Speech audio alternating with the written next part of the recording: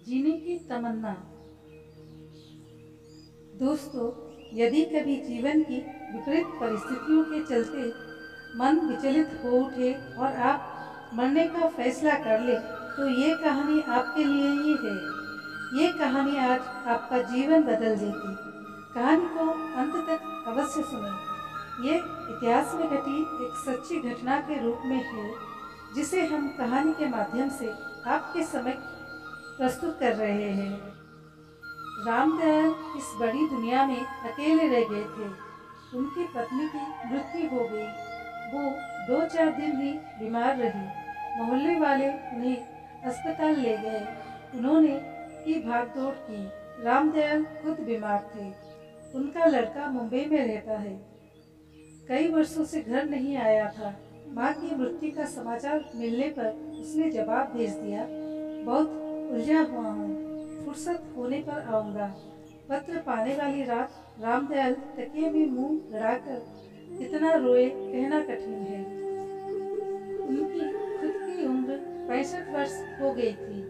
अब उन्हें हरदम लगता था जैसे दुनिया में उनके लिए कुछ भी शेष नहीं रहा है। पड़ोसियों ने उनका बहुत ख्याल रखा। हर समय कोई न कोई उनके पास मौजूद रहता, लेकिन फिर भी रामदयाल की उदासी बढ़ती गई। वो जितना सोचते ये विश्वास पक्का होता जाता कि अब इस दुनिया में रहना बेकार है। और एक सुबह घूमने के लिए निकले तो फिर लौटे नहीं।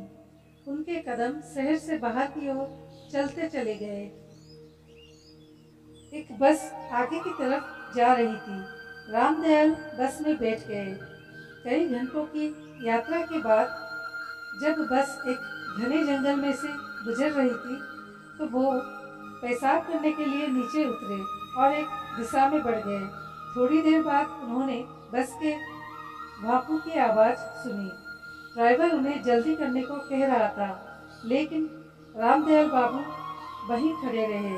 उन्होंने ना लौटने का फैसला किया था। वो वन में ही हो जाना चाहते थे। उस घने जंगल में दिन में भी पेड़ों के नीचे हल्का अंधेरा था। हर तरफ सुनसान, पेड़ों में साए साए हवा। रामदयाल बाबू को जैसे होश नहीं था। झाड़ियों में अटकते उलझते बढ़ रहे थे, पता नहीं किधर। धूप तेज हुई तो प्यास से गला सूखने लगा। अब वो एक ऊंची कगार की ओर बढ़ रहे थे। आंखों के सामने एक दृश्य तैर रहा था। वो हवा में हाथ पैर मारते हुए नीचे घाटी की ओर गिरे जा रहे हैं। और फिर एकाएक उनके कदम रुक गए। जहाँ ढलान नीचे घाटी की ओर खुलता था, वहाँ 2 लड़कियां लगाकर रास्ता बंद किया था। वहाँ मोटे मोटे अक्षरों में लिखा था, सावधान। रामदयाल बाबू ने इधर उधर देखा पर कोई नजर नहीं आया। उनके समझ में न आया कि लोगों को सावधान रहने की बात किसने लिखी। उन्होंने जरा बढ़कर झांका तो देखा आगे गहरी खाई थी। वो पीछे हटाए, न जाने क्यों उनका मन कांप उठा। वो एक तरफ बैठ गए। कुछ देर पहले रामदयाल आत्महत्या के लिए तैयार थे, लेकिन अब कुछ कुछ डर लग रहा था। वो कुछ देर आंखें मूंदे बैठे रहे, फिर उठे। प्यास से गला खुश्क हो रहा था, लेकिन वहाँ भला पानी कहाँ मिलता। तभी उन्होंने देखा पास ही पत्थर की कुंडी में पानी भरा है। वहीं कुछ फल भी रखे दिखाई दिए। कुछ देर सोचते खड़े रहे, पिए या ना पिए। फिर प्यास ने जोर मारा तो गटागट पानी पी गए। वहाँ रखे फल भी खा लिए। अब जाकर चित्त कुछ ठिकाने हुआ, लेकिन एक बात रह रहकर परेशान कर रही थी, ये सब किसने किया है। यहाँ तो कोई नजर नहीं आता, कौन है वो। रामदयाल के मन से आत्महत्या का विचार निकल गया। वो जंगल में घूमने लगे। जगह जगह उन्होंने सावधान लिखा देखा। कई पेड़ों पर जहरीले फल भी लगा था। उन्होंने पाया कि अगर वो सब ना लिखा होता तो कोई भी गिरकर अपने प्राण गंवा सकता था।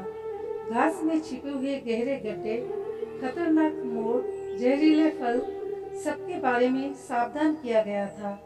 अब तक दोपहर ढल चुकी थी। रामदयाल जी ने जोर से पुकारा, मेरे प्राण बचाने वाले भाई, मैं आपके दर्शन करना चाहता हूँ। पत्तों के पीछे सरसराहट हुई और एक बूढ़ा हंसता हुआ सामने आ गया। उसने कहा, मैं बहुत देर से आपको देख रहा हूँ, कहिए आप यहाँ कैसे आ गए? सच कहूँ, मैं आत्महत्या के इरादे से आया था, लेकिन खाई के किनारे लिखे शब्दों ने मन बदल लिया। रामदयाल कह गए। उस व्यक्ति ने पूछा, अब क्या इरादा है? सोच रहा हूँ क्या करूँ, रामदयाल ने कहा और उनकी आंखें भर आई। बूढ़े के पूछने पर उन्होंने अपनी राम कहानी कह सुनाई। जब उन्होंने बात खत्म की तो उनकी आंखों से लगातार आंसू गिर रहे थे। एकाएक उन्होंने पूछा, लेकिन आपने अपना परिचय नहीं दिया। बूढ़े ने कहा, जो आपका परिचय है वही मेरा भी है। मेरा नाम है नरसिंह। क्या सुनाऊं, अनेक वर्ष हो गए।